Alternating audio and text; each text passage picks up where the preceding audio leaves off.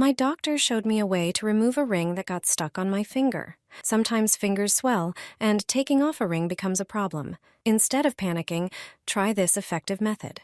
You'll need dental floss and tweezers. Dental floss is thin, strong, and smooth, which makes it perfect for this.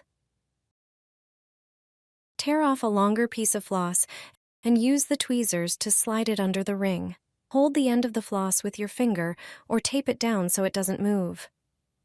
Now turn your hand over and tightly wrap the floss around your finger, moving toward the fingertip.